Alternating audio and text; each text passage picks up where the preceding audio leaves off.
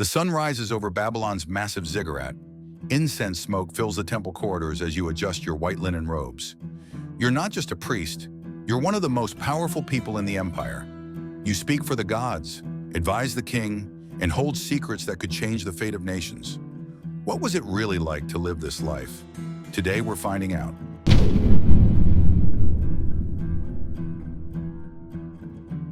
In the Babylonian Empire, which flourished between roughly 1894 BCE and 539 BCE in Mesopotamia, modern-day Iraq, priests weren't just religious figures.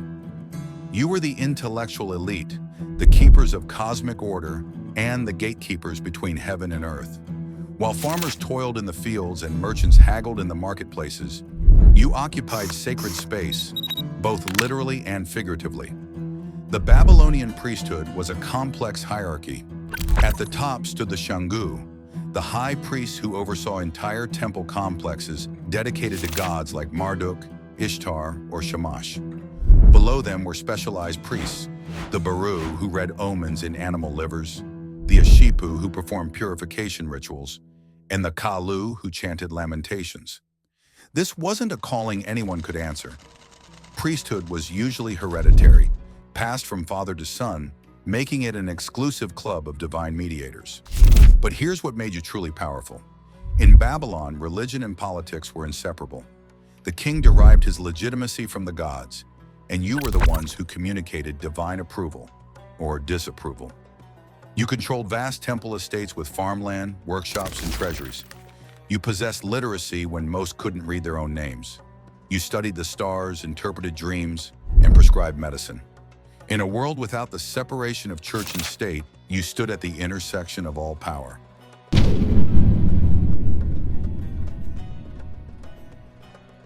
Your day begins before dawn. Sleep hasn't come in the temple dormitory. You've slept in your modest home within the temple complex. But comfort isn't the priority. Purity is.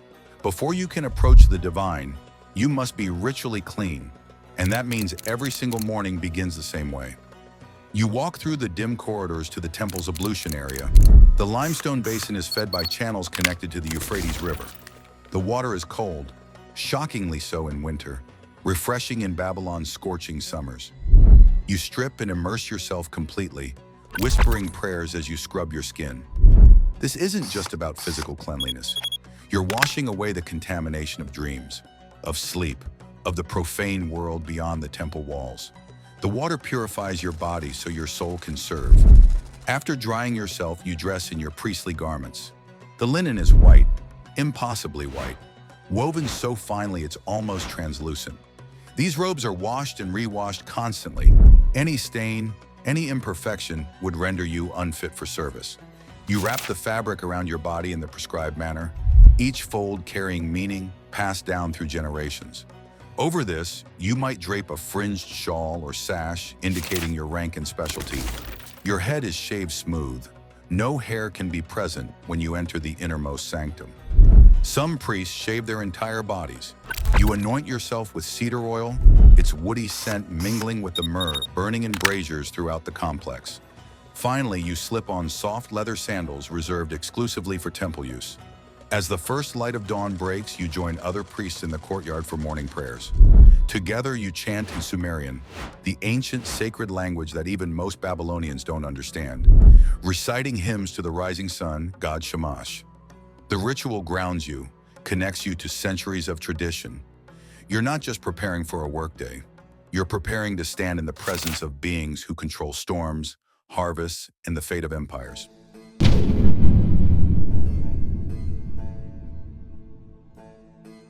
The temple isn't just a place of worship, it's the god's literal house, and you're part of the divine household staff.